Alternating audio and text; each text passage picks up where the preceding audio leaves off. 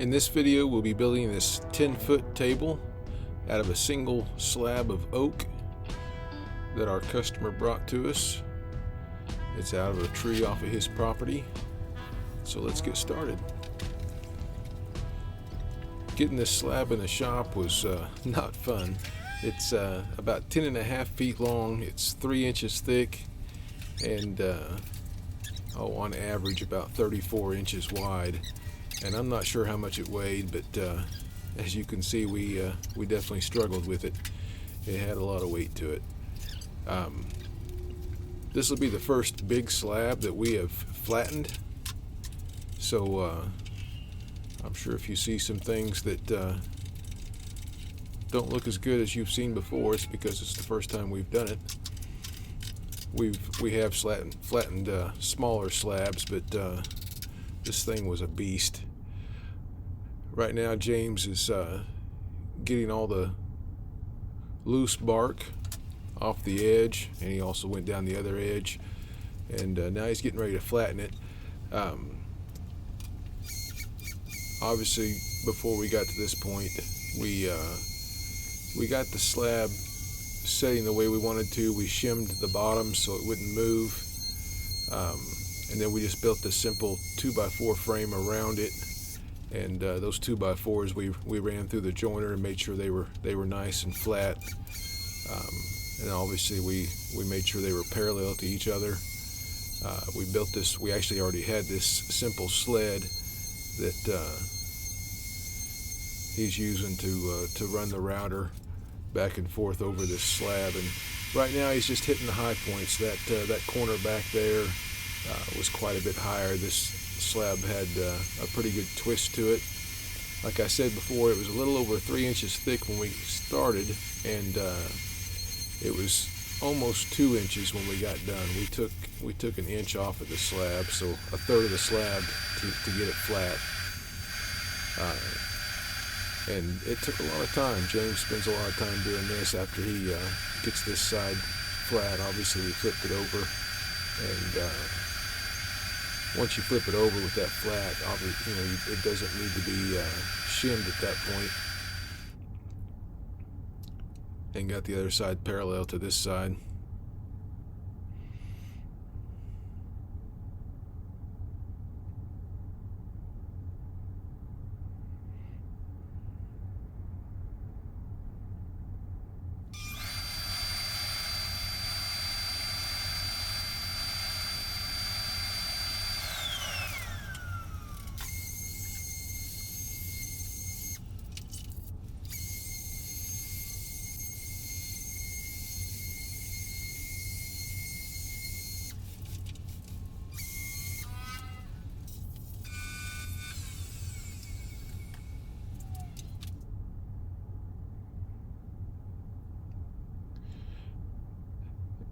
And even though that frame is sitting on our workbench, it hangs over both ends, and we did end up running into some issues with those corners coming down. So before we finished, we just screwed some temporary legs onto all four corners to hold those up so they didn't go down on us, like you may have seen in that last clip.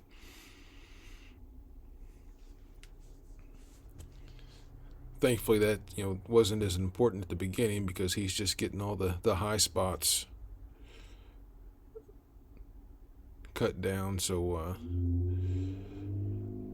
before it got too important, we got those legs on there, and we ended up with a good flat slab. It took some time, but we got it done.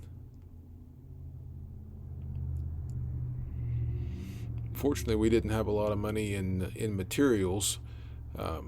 The customer brought all the wood. We just had epoxy and then stain and glue and things of that nature. But the majority of this table was labor. You can see there's still a few low spots in there. This is the bottom side of the table, so in order to keep as much thickness as we could, we left some of those low spots in the middle of the tabletop. On the bottom. That just wasn't important. Now these are rough sawn 4x4s, and these are out of the same tree. The customer brought these to us as well. James is running them through the joiner here to get that one side flat, and then he'll put that side up against the fence and get a second side flat and 90 to that side. And I'll zoom in here in a minute so you can see once he gets that one side flat how bad the angle is before he gets the second side flat, and you can see how that joiner really fixes that problem. I'll show you that on this piece of lumber, so we'll get to that here in just a minute.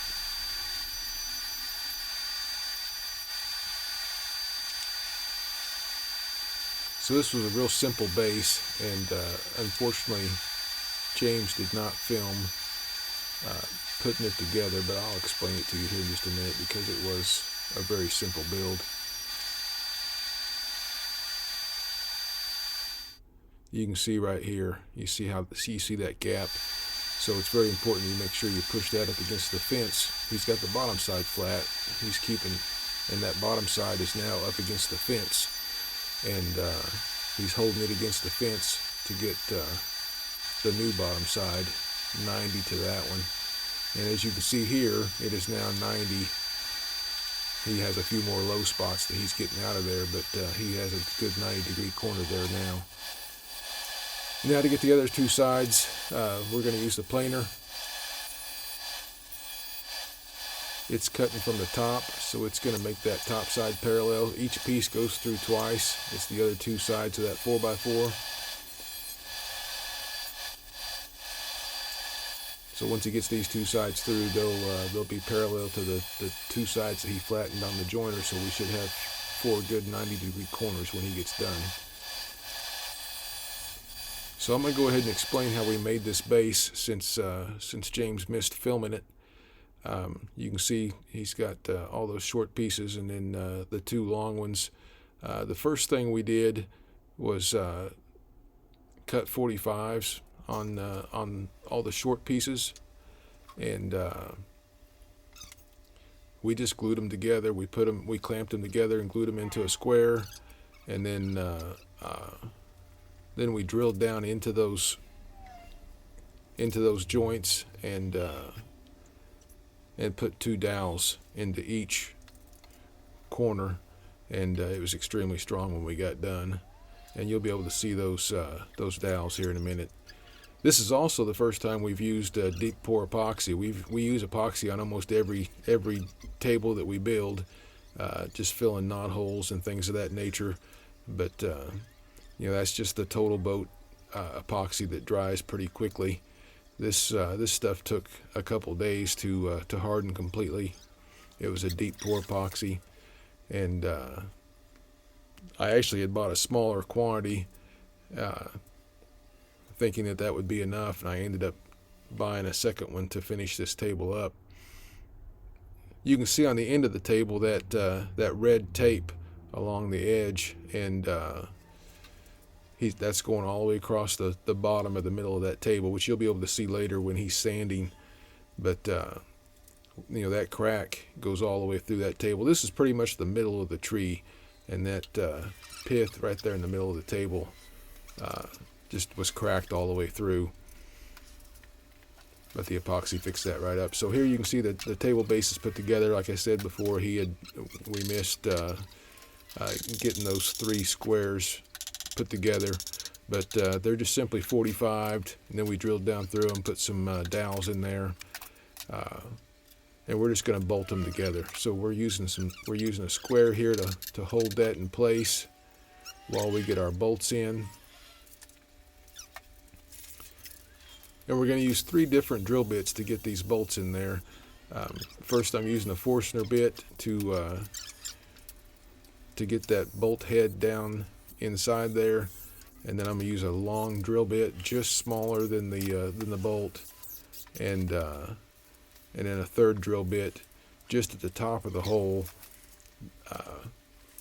because those long bolts have a shaft at the top that's a little bigger than the threads, and it's really easy to snap those long bolts when you're putting them in this oak. So having that that little bigger, that right there, that little bigger spot for that shaft makes a big difference getting those long bolts in there without breaking them.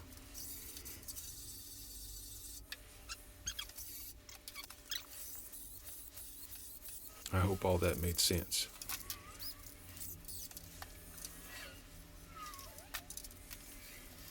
So I hand tighten those bolts at the very end, and I do that just trying to prevent breaking those bolts. That's happened to me many times. It's and once you've broke it inside there, I mean, there's no getting it out. So I do everything I can to try and avoid that, obviously. Now we're just going to put a piece here in the middle. It's not going to be visible, but it's just an extra support, an extra place to attach that top.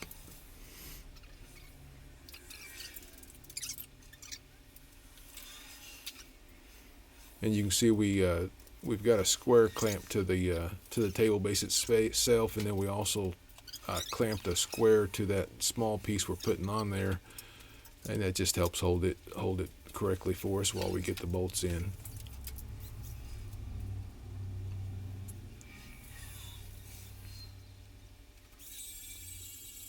This was James's build. I jumped in and helped him out here and there, but James did all the work on this table. I was working on other pieces while he was doing this.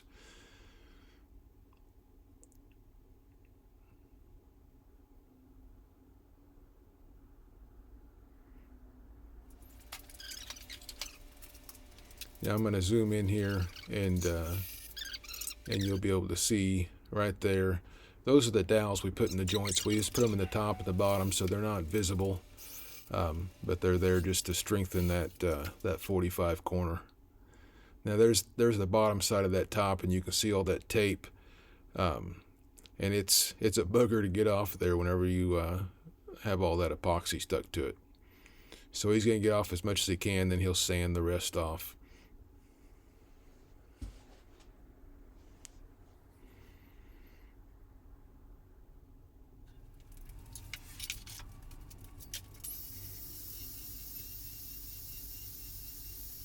So he's using the belt sander to get that tape off there and to just flatten that epoxy. Obviously the tabletop is flat at this point. He's just getting that epoxy flattened.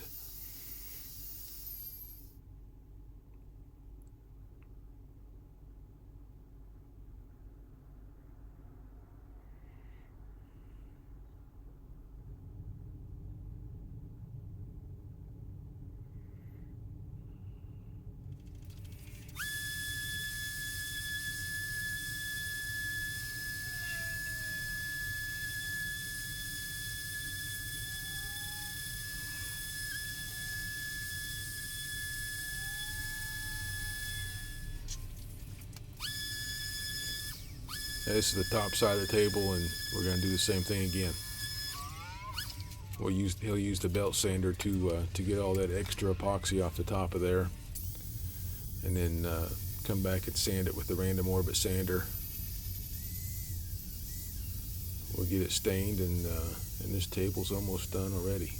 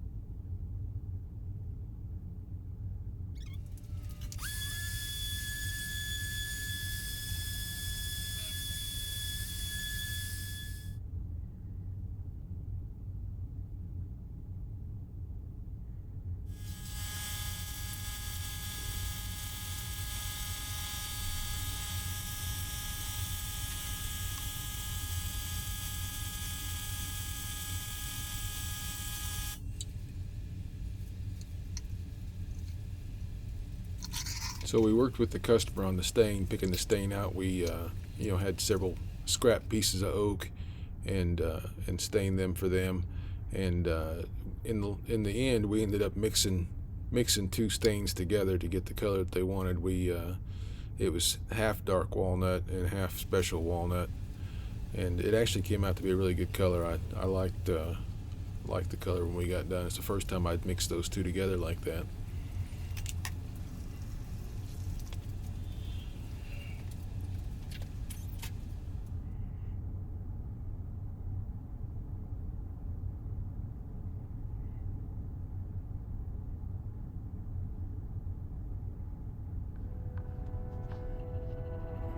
And there's the table all done, guys. I hate that we missed getting that base built, but hopefully you like the video, and please subscribe to our channel and check out the other videos we have up. We'll continue posting more, and thanks for watching.